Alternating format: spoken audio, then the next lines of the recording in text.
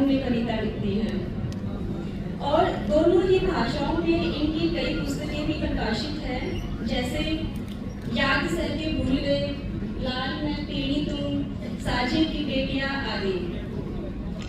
इनकी कविताएं स्त्री दशा, सामाजिक विरोध भाव, ग्रामीण जीवन, लोक परंपरा जैसे विषयों के इर्द गिर्द घूमती हैं। इनका काव्य संग्रह पढ़ने के बाद ये आभास होता है कि इन्होंने सामाजिक, पारिवारिक और आर्थिक अनुभवों को बहुत ही करीब से अनुभव किया है।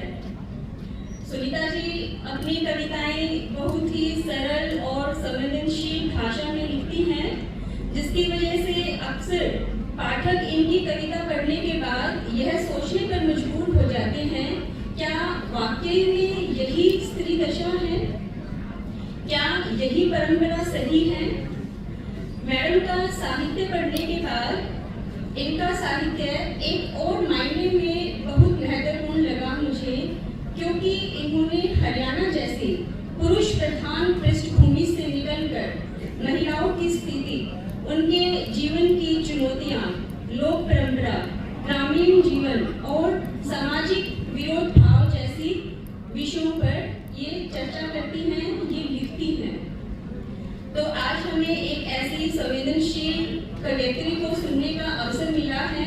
मुझे आशा है मैडम आप अपने शब्दों से हमारे हृदय को छू जाएंगी। आपका स्वागत है। एक बार पुनः दोबारा जोरदार तालियां मैडम के लिए। तो शुरुआत करती हैं मैडम। आपने बच्चों के ऊपर एक बहुत ही शानदार कविता लिखी है, क्योंकि अक्सर हम देखते हैं कि कुछ बच्चों को लगता है कि उनके अपने सपने हैं जो पूरे नहीं हो पा रहे हैं, या उनको लगता है कि उनके अपने सपने कुछ टूट गए हैं, या फिर उनके माता पिता की कुछ अपेक्षाएं हैं जिन पर वो खरा नहीं उतर पा रहे हैं। ऐसे बच्चों के लिए मैडम ने एक बहुत ही बढ़िया कविता लिखी है, जिसका शीर्षक है हार जाने का मतलब मरना नहीं होता। हार जाने का मतलब मरना नहीं होता। मैडम मैं आपसे रिक्वेस्ट करूंगी, आप हमारे सभी बच्चों के साथ ये आपकी कविता साझा करें। आप सभी को मेरा नमस्कार। और मैं ज़्यादा बात करना करते हुए सीधा कविता पर ही आती हूँ कि दो अक्सर कम पढ़ना मेरे बच्चों, कि दो अक्सर कम पढ़ना मेरे बच्चों, जीवन से बस प्यार ज़्यादा करना। कभी रात फुर्सत में बैठ तारे देखना, किसी बुजुर्ग से कोई कहानी सुनना, चार दोस्त ज़्यादा बनाना, चार दोस्त ज़्यादा बनाना, खूब सारी बातें करना। जुगनू तो नहीं तुम्हारे हिस्से, जुगनू तो नहीं तुम्हारे हिस्से, पर हाँ कभी आग जला सरकंडे से गोल गोल घुमाना। फूलों की खुशबू महसूस करना, फूलों की खुशबू महसूस करना, आस पास के पेड़ों से गुजरती हवा के लिए शुक्रमंद होना। देर तक सूरज को जाता हुआ देखना, यह फिर आएगा। देर तक सूरज को जाता हुआ देखना, यह फिर आएगा। पर जीवन में मृत्यु के बाद कोई जीवन नहीं, पर जीवन में मृत्यु के बाद कोई जीवन नहीं। माँ तो कहती है मरना कोई मामा के घर जाना नहीं, माँ तो कहती है मरना कोई मामा के घर जाना नहीं, जहाँ आना जाना लगा रहेगा। कोई जगह सताए तो जगह छोड़ देना, कोई जगह सताए तो जगह छोड़ देना, पर जीवन मत छोड़ना। कभी जीने का मन न भी हो तब भी जी लेना, कुछ गलत हो भी जाए तो स्वीकार कर लेना कि हाँ गलती हो गई। इज्जत जीवन से छोटी है, इज्जत जीवन से छोटी है, जीवन हर हाल में बड़ा है। जब भी घुटन हो मरने का ख्याल आए, मरना जीवन पर हावी होने लगे, तो बात कुछ दिन पर टाल देना। सोचना अपना किसी करीबी का जाना, सोचना अपना किसी करीबी का जाना, उस माँ का विलाप याद करना, पिता की झुकी गर्दन याद करना, अपने ही बच्चे की पोस्टमार्टम होती हुई हड्डियों पर हथौड़ी से होती चोट सुनना। कितना दर्द होता है, छाती फटती है, इन्हीं हाथों से झूले झुलाते बच्चों को फांसी से उतारना। सबसे बोझिल है अपने बच्चों की अर्थी, सबसे बोझिल है अपने बच्चों की अर्थी। तुम्हारे जाने से कोई उम्र भर तुम्हारे जाने पर मरेगा। तुम्हारे जाने से कोई उम्र भर तुम्हारे जाने पर मरेगा। कोई चश्मा संभालेगा, कोई किताब देख खूब रोएगा, कोई मैली शर्ट वर्षों नहीं धोएगा। हार जाने का मतलब मरना नहीं होता, कि हार जाने का मतलब मरना नहीं होता। हार जाने का मतलब होता है एक काम था जो हमसे नहीं हुआ। हार जाने का मतलब होता है कि एक काम था जो हमसे नहीं हुआ, बस।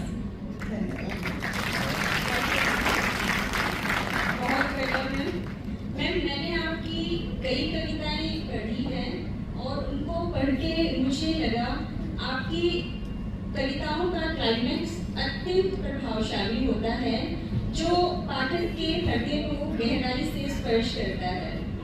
अब अपने सभी बच्चों के लिए मैं आपसे ये पूछना चाहूँगी कि आपने कविता लिखना कब और कैसे शुरू किया? आपको प्रेरणा कहाँ से मिली कविता लिखने के लिए? कविता लिखना मैंने एक छोटी सी झूठ से शुरुआत किया था। 11वीं क्लास की बात है, हमने नए स्कूल में एडमिशन लिया था। एक मेरी फ्रेंड थी आरती, जिसने कहा कि मैं कविता लिख के लाई हूँ। मैंने कहा अच्छा तू कविता लिख के लाई है? मैं भी कविता लिखती हूँ। बोली दिखा। मैंने कहा मैं कल लेके आऊँगी, और मैं 2 कविताएं लिख के ले आई। और मेरे सर हैं वेद प्रिय जी, जो आज भी मेरे साथ हैं, उनको दिखाई। बच्चों में चर्चे चले, मेरे को बड़ा अच्छा लगा कि तारीफ हो रही है, और चाव में लिखना स्टार्ट कर दिया और बहुत सारी कविताएं लिखी, अनगिनत कविताएं लिखी। आपने हरियाणवी में भी बहुत कविताएं लिखी है। मैंने पढ़ी आपकी कुछ कविताएं। मैंने देखा आप कविता को एक कहानी के रूप में भी लिखती हैं, जो अपने आप में बहुत प्रभावशाली है। आप अपनी एक कोई हरियाणवी कविता हमारे बच्चों के साथ शेयर करें। हरियाणवी में तुकबंदी कविताएं बहुत सारी लिखी गई हैं, लेकिन अतुकांत कविताएं जिनका कोई तुक नहीं है, वो मैंने आज तक किसी की नहीं पढ़ी, मेरी ही लिखी पढ़ी है, जो मैं सुनाना चाहूंगी, जिसका शीर्षक है न्याय। एक छोटी सी नहीं, बहुत बड़ी घटना हुई थी जिसने मुझे विचलित किया, और उसको मैंने कविता में ढाला आप सबके लिए। कि कुंडे में एक बाण का बटेऊ मर गया, कि कुंडे में एक बाण का बटेऊ मर गया नहीं, अपने यारियां गेले घूमन गया था, उन्हें न मार दिया। सारे गांव में बात बता दी कि फलाने के बस में बैठे बैठे के अड़फेल हो गया, हम अस्पताल में ले जावा था, थमा जी। सारा गांव उठ के बाज लिया। बाजना तो था ही, उड़ जवान टूंगर के पेटा के लागे से 32 साल भी की उम्र हो गई मरण की। अगले दिन लाश मिली।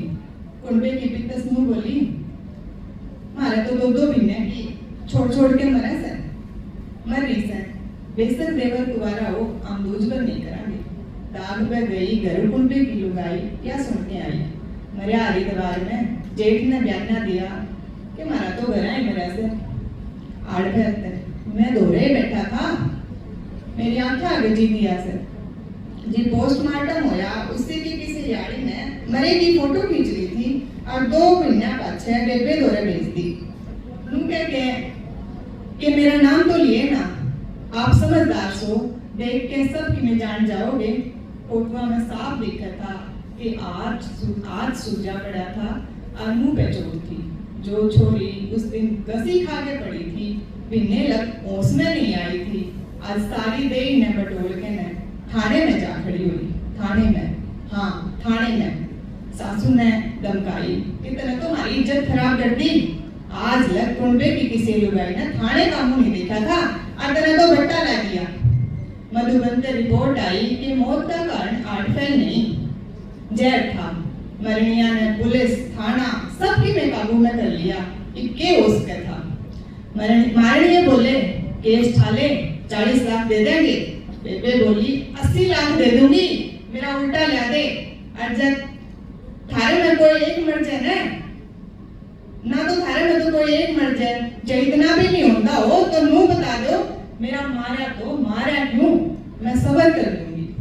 ई अप्रैल में साल हो जाएगा बेबे की दे के आड़ रहे से और छोटे छोटे बालक रोंदे आने से नुगे आकर दे के गांव राम हो से नुगे आकर दे के गांव राम हो से किससे है वो राम गांव किससे वे बहु बेटियां के सिर पर पुचकारने वाले लोग किससे वे लोटे में मुंड गिर के नेम ठानिए लोग किससे मंदिर की देड़ चढ़ के साच कहनिए लोग किससे वे गौ बड़द और धर्म की बात करनिए लोग किससे वे मुच्छा के बरोड़ी ला पंचायत में बैठनिए लोग किससे वे बिरादरी के नाम पर चंदा इकट्ठा करनिए लोग बस मैंने एक ही बात पूछनी से कि बस मैंने एक ही बात पूछनी से इस गांव राम में न्याय के बास है कि इस गांव राम में न्याय के बास है।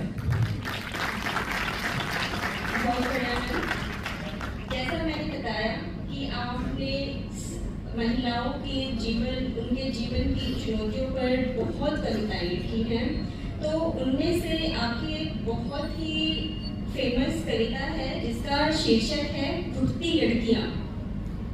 घुटती लड़कियां अपने आप में बहुत एक प्रभावशाली शब्द है, तो आप पहले तो हमारे दर्शकों के साथ ये कविता साझा करें, उसके बाद ये बताएं कि आपको ये कविता लिखने का ख्याल कैसे आया। एक दिन लड़की मटर खा रही थी एक दिन लड़की मटर खा रही थी मटर में कीड़ा निकला उसने मटर फेंक दी और भाग खड़ी हुई सबको अलग अलग बताया बाबा मटर में इतना बड़ा कीड़ा था माँ मैं बच गई मटर में कीड़ा निकला। लड़की की धड़कन बड़ी देर में शांत हुई। एक दिन लड़की के सिर पर छिपकली गिरी एक दिन आया पैर के नीचे मेंढक एक दिन चढ़ा चुन्नी पर गिरगिट एक दिन तो बस इतनी सी बात कि मकोड़े ने काट लिया।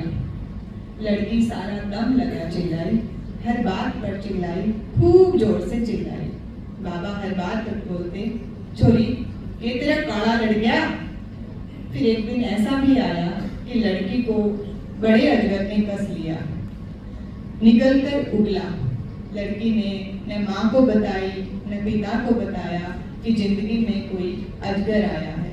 वह बाहर नहीं कोने की तरफ भागी वह बाहर नहीं कोने की तरफ भागी फपक कर रोई इतना रोई कि आवाज नहीं की इतना रोई कि आवाज नहीं की फिर इतना घुटी कि चिल्लाना चीखना सब कुछ भूल गई।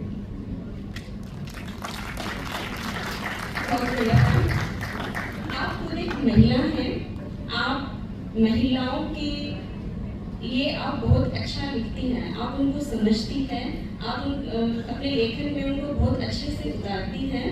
उसके बावजूद मैंने आपकी एक कविता पढ़ी जिसका शीर्षक था खड़े रहे लड़के। लड़के हमेशा खड़े रहे। जी,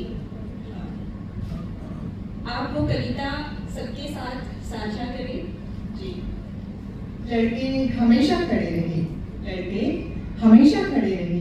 खड़े रहना उनकी कोई मजबूरी नहीं रही। उन्हें तो बस कहा गया हर बार कि तुम तो लड़के हो खड़े हो जाओ। तुम मलंगों का कुछ नहीं बिगड़ने वाला। छोटी छोटी बातों पर वे खड़े रहे कक्षा के बाहर। छोटी छोटी बातों पर वे खड़े रहे कक्षा के बाहर। स्कूल विदाई पर जब ली गई ग्रुप फोटो लड़कियां हमेशा आगे बैठी और लड़के हमें बगल में हाथ दिए पीछे खड़े रहे। वे तस्वीरों में आज तक वहीं खड़े हैं। कॉलेज के बाहर खड़े होकर करते रहे किसी लड़की का इंतजार या किसी घर के बाहर घंटों खड़े रहे एक झलक एक हाँ के लिए। अपने आप को आधा छोड़ वे आज भी वहीं रह गए हैं। बहन बेटी की शादी में खड़े रहे मंडप के बाहर बारात का स्वागत करने के लिए। खड़े रहे रात भर हलवाई के पास कहीं भाजी में कोई कमी न रह जाए। खड़े रहे खाने की स्टॉल पर कहीं स्वाद कोई खत्म न हो जाए। वे खड़े रहे विदाई तक दरवाजे के सहारे और टेंट के अंतिम पाइप के उखड़ जाने तक। बहन बेटियां जब तक लौटेंगी वे खड़े ही मिलेंगे। वे खड़े रहे पत्नी को सीट पर बैठाकर बस या ट्रेन की खिड़की थाम कर। वे खड़े रहे बहन के साथ घर के कामों में कोई भारी सामान थाम कर। वे खड़े रहे माँ के ऑपरेशन के समय ओटी के बाहर घंटों। वे खड़े रहे पिता की मौत पर अंतिम लकड़ी के जल जाने तक। वे खड़े रहे पिता की मौत पर अंतिम लकड़ी के जल जाने तक। वे खड़े रहे दिसंबर में भी अस्थियां बहाते हुए गंगा के बर्फ से पानी में। वे खड़े रहे दिसंबर में भी अस्थियां बहाते हुए गंगा के बर्फ से पानी में कि लड़कों, रीढ़ तो तुम्हारी पीठ में भी है। लड़कों, रीढ़ तो तुम्हारी पीठ में भी है, क्या यह अगड़ती नहीं?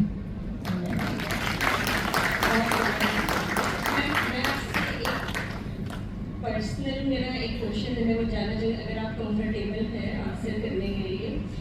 आपकी पहली कविता कौन सी थी? पहली कविता देशभक्ति कविता थी। उसकी कुछ पंक्तियाँ अगर आपको कंठस्थ है तो प्लीज। मैं बच्चों को याद करवाई थी, लेकिन अभी फिलहाल याद नहीं। वैसे वो मुझे पूरी कविता याद है।